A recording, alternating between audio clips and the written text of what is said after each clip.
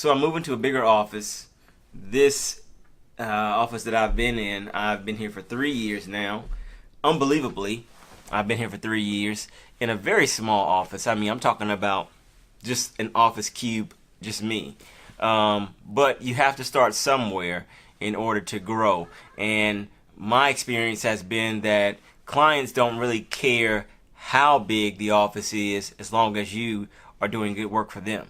So I'm pretty excited about moving to my new office. As soon as I get the keys and all that type of stuff, I'll give you a little tour and everything before I go in there and put the big rig bull print on it as far as the aesthetics. But today's topic is about understanding the different theories of liability in truck accident cases. So let's get started.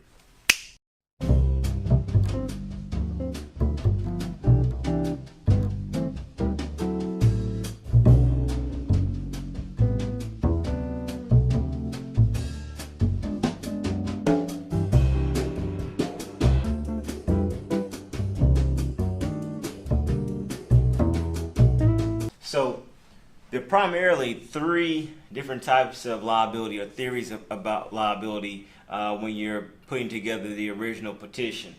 The first one is employer liability, and that's basically where the company driver or the truck driver is an actual employee of the trucking company. So in this situation, the trucking company is responsible for the driver's actions while they're acting in the course and scope of employment. Now, there are situations where you're dealing with 18-wheeler drivers and the driver may be high on cocaine, or they may be distracted at the time of the wreck because they were on their phone. And those are two examples that I put up here. A driver high on cocaine that causes a fatal wreck, a driver that is distracted on his phone and causes a wreck. Now, although the trucking company itself did not provide those items, the cocaine or the phone, in most cases, hopefully, to the truck driver, they are still responsible for the actions of the driver because he or she is still in the course and scope of employment of the trucking company at the time of the wreck. They're driving the truck even though they're high. They are driving the truck even though they're on their phone. They shouldn't be. So employer liability is the first one. The second one is lease liability, and that's when a trucking company leases a vehicle and driver, and that's commonly referred to as an owner-operator lease. The trucking company must have exclusive possession, control, and use of the vehicle, meaning that no one else, no other motor carrier has any say-so about what's going on with this vehicle. But it's also possible for more than one motor carrier to be responsible for the injury sustained.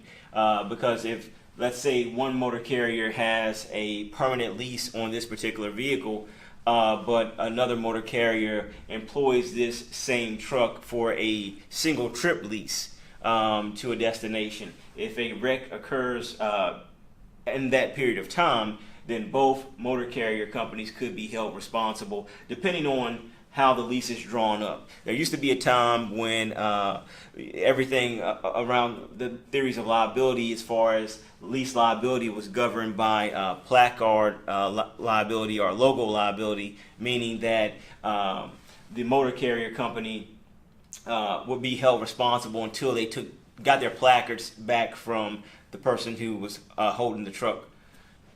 Now, 1986, I believe they changed that through some type of amendment, and now that is just kind of viewed as more evidence to prove the liability of one party or another. Generally speaking, though, everything is going to be looked at through the eyes of the contract or through the scope of what was drawn up originally in the written contract. The last one is negligent hiring, entrustment, or retention, what I like to refer to as HER. H is negligent hiring. This is the idea or the theory of liability that the trucking company should have known that the driver was incompetent when they hired the person, whether it was through a background check or a physical examination. They should have known that this person was completely incompetent and unable to safely operate a commercial motor vehicle on our highways. E is entrustment. negligent entrustment. It is an inexperienced or inability to safely operate the vehicle. So, like I said, this may be because of past accidents that the person has had. This may have been other jobs that they were fired from, where they got into wrecks before, but something should have alerted them to the fact that this driver was not going to be able to safely operate this vehicle. And the last one is R, negligent retention. That is basically when a trucking company learns during employment that the driver is incompetent, and they keep him or her on the road operating a commercial motor vehicle anyways. So let's say trucking company X has a driver that has been in 2 or 3 wrecks in the past 2-3 months or 6 months. Something should have told them that this guy is not safe to put behind a wheel, because this is a monstrous machine and is capable of a lot of damage on the roads.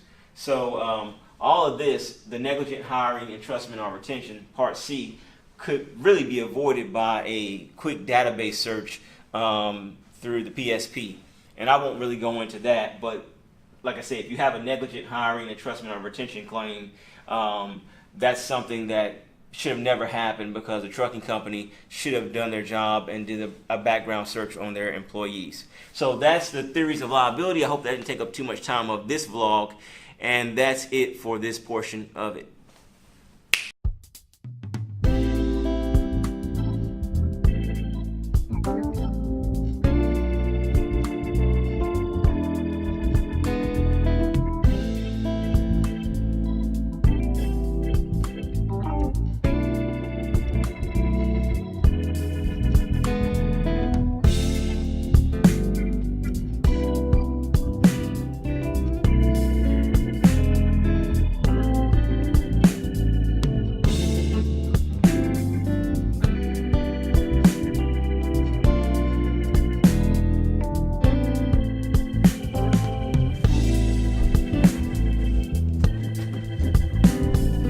Today's